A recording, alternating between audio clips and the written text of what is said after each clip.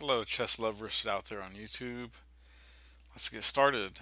Today we're going to be taking a look at the King's Indian Defense, a system very near and dear to my heart, and I hope that you have or will come to enjoy it as well, as it's been used by most of the former and current world champions, and it has fallen out of some, I don't want to say ill repute, but it's fallen out of common practice maybe the last several years, but a couple of the stronger and younger GMs now starting to bring it back. So, having said that, let's just delve right in, and we get knight f3, of course, d6, c4, g6, d4, knight f6, and e3. You could obviously play something like bishop e3, a3, knight c3, but each one of those moves has its pros and cons. We're going to look at what was played here, which is again e3, bishop out, preparing to castle, fianchettoing on g7. Bishop once again goes to its favorite square of d3. Well, e2 or d3, one of those. Sometimes c4. Very occasionally, even b5. Bishop out, standard move to b4. Castles, c5, undermining white center. Bishop drops back, black castles, knight to c3. Bishop going back to f5, saying I don't feel like an exchange just yet. h3, a nice defensive move, stopping ideas of knight g4 or bishop g4. c6, the knight develops to d5, kicking the knight. Knight comes down to b4. That was not the best move in the position, and later we'll go back over and finesse it. I do want to point out, though, with that one move, white is now showing about a .82 advantage in Komodo, and that is going to get worse. Knight pops back, a sensible move. White knight jumps to g5. Queen over to a poison pawn style formation. e4, immediately putting the question to the bishop. Drops back to the 7th rank in the center of the board, more or less. b1, x-raying the queen. Pawn pushes the knight back to f3. Sorry, I went a little too fast there. Let me show that move again. Rook over. Bishop to e3, very classical formation, common in many systems for white. Rook over, centralizing. Queen up to d2. g5. Knight h2, dropping back. Knight e8. f4, immediately challenging black's pawn formation. Black strengthens temporarily with f6. Knight goes to g4. Queen down to b3.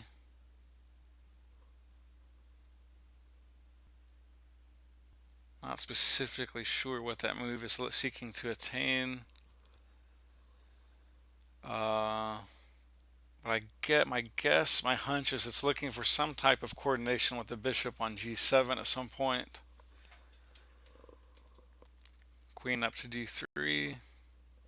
King tucks back. Pawn now takes. F takes g5.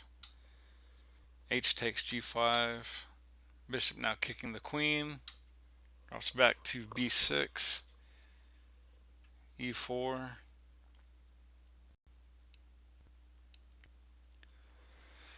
D crosses e5. Bishop c2. f5.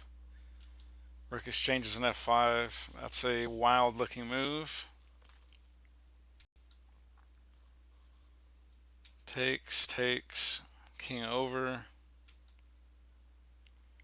queen up, and it's looking very near. That's all she wrote. Rook over at f1, giving check, obviously. There aren't a lot of options left. Now the knight is pinned. King over. Queen ignores the bishop.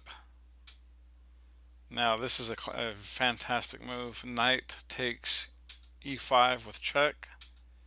King down. Knight to e4, giving check. Pawn takes that knight. Queen drops back. King over. There's nowhere else left to go. To d4. And checkmate comes on c3. Ouch. That is a vicious beatdown in the King's Indian. That's why it is so dangerous for white. That's why Garry Kasparov and many other great Russian GMs and former world champions are very, very fond of the King's Indian. It is very, very tactically and strategically rich. Offers many, many, many ideas for both sides. Okay, so we saw this quick run through of mate in 36, which is just incredible. It's just an absolute beatdown. Let me back up and run you guys through it one more time on fast forward. And I'm not going to comment.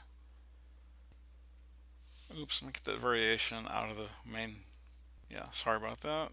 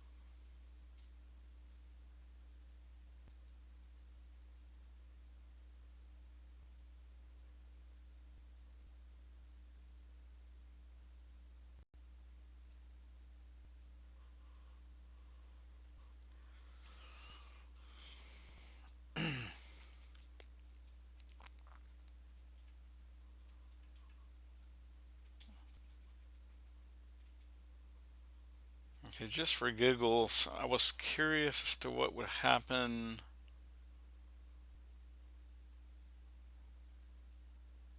if knight here immediately. What is that going to do? Let's see.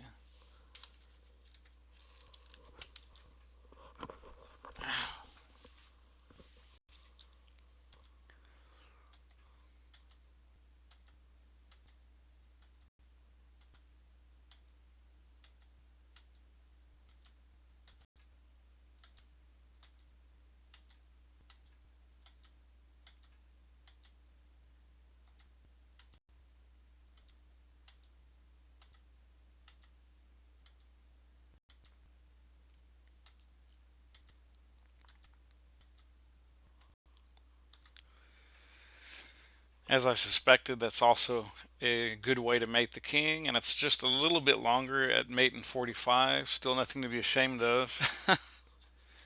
So that's a good way to do it. And I was also curious as to one more move in the position. Let's see. Yeah, here I also thought maybe this might be wishful thinking. What about just bishop up immediately to the tender g6 community area? It doesn't look friendly to me at all. Let's see. Well, the queen is gone, if nothing else.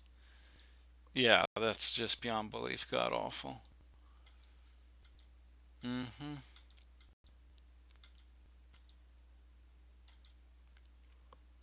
Yep, as I suspected, that's mate in 38. That's a fantastic move.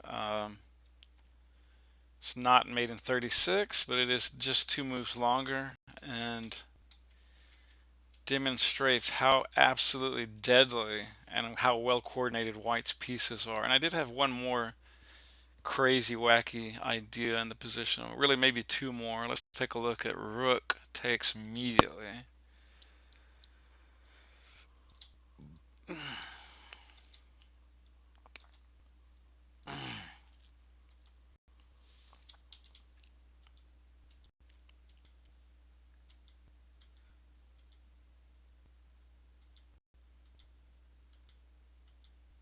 It's looking brutal. That is a brutal beatdown if I've ever seen one.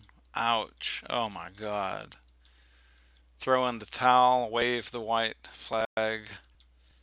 It is fixing to be game over. Oh my God. And there's mate in 48. A little bit longer, but still absolutely bone crunching. And then I had one more question in the position. Bear with me. Sorry about that, guys. I hope you're having as much fun as I am. Let's see, where was I? Oops. Yeah. Okay, we were right here. My one last question, if you will. I was wondering how good an immediate knight e4 was here. This looks very tasty as well. There goes the rook. There goes the knight.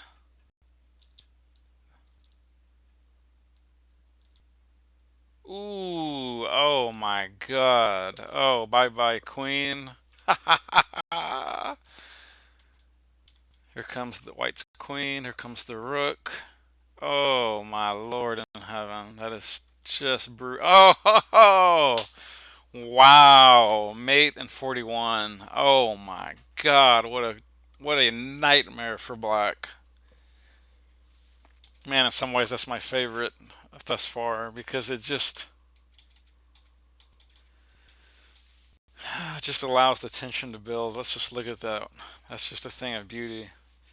Black realizes the danger, sacks that rook. Boom, royal fork. That's instant resign right there. Black needs to see no more pain. That's just instant game over. Oh my God, that is just horrific. And that literally, just that sly bishop d3 is mate on the board. Ouch. Okay, so some great ideas in that game. Now let's go back and finesse it. Because Black did not play a perfect game, I can assure you. Played a good game, but not a perfect game. So let's go back to the general tabia, or one of them. I mean, there are several, obviously.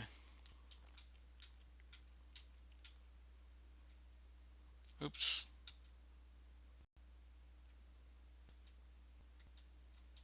Yeah, now instead of that move, which is not very good at all,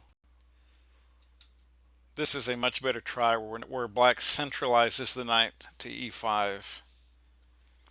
White knight comes to h4. Bishop backs up, not seeking an exchange. f4. If you've heard my show before, you know this is my favorite move in all of chess. Don't know why. Knight drops back. a4. a5. Knight comes back to f3, looking to regroup. Black knight comes to h5. Queen over to e1. Bishop exchanges itself for the knight. Knight comes to b6. Pawn to e4. Knight back to g7. Bishop centralizes to d3. Black goes e6. White goes g4. Rook over. Queen to g3. f6. Very logical, strong play from both sides. f5, looking for some type of break. And there it goes. White is not yet ready, of course, to expose the king, so that's why you take with the e pawn and not with the g pawn. Knight to d2.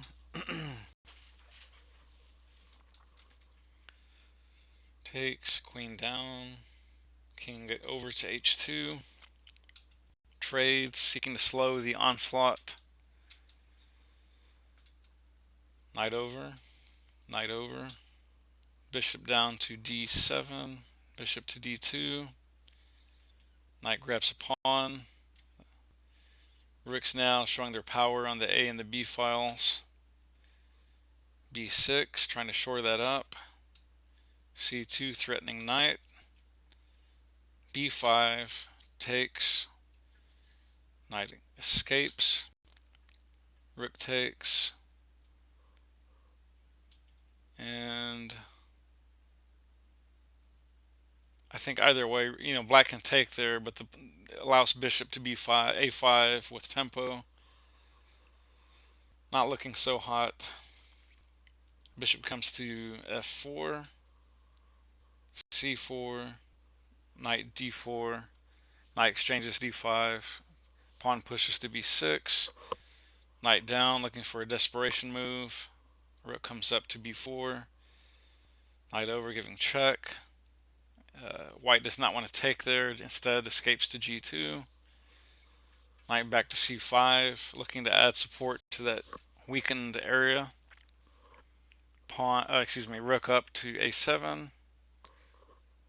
Black rook comes down to e1, h4, rook e7, g5, g7, king f3, getting out of the way of that potential future trouble with the rook. Bishop c8, king e3, f takes g5, h takes g5, bishop d7, d2, h6, g6, knight f6, king c1, knight over to d5, bishop takes pawn, knight takes rook, other rook goes bye-bye with the bishop, bishop up to c8, white goes to d6, takes, king escapes to b1, knight up there after the bishop had come to b7, kicking the rook over to d6, pawn f6. Very solid move there, going c7. Black escapes to e4. Knight g4, kicking the bishop. Trades. I don't know if I'd call that a trade, but a knight takes the pawn. b7, and black is in dire straits. Queen. I'm just going to run these moves out fairly quickly because it's now become a nightmare for black. And that's checkmate finally. So just showing you guys that this system still works even against basically perfect play by black.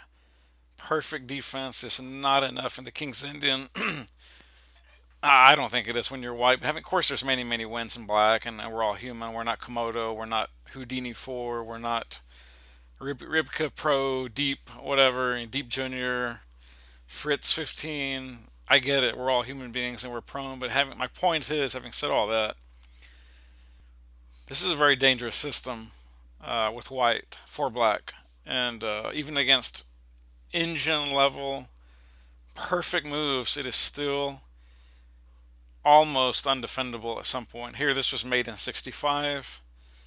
Again, a human being would probably go down in about 36 to 45 moves. 50 something tops, probably. I mean, assuming you were playing at the level of, 27, 2800 chess. Okay, that's going to do it for today, guys. Thanks for watching, and have a great time exploring the King's Indian.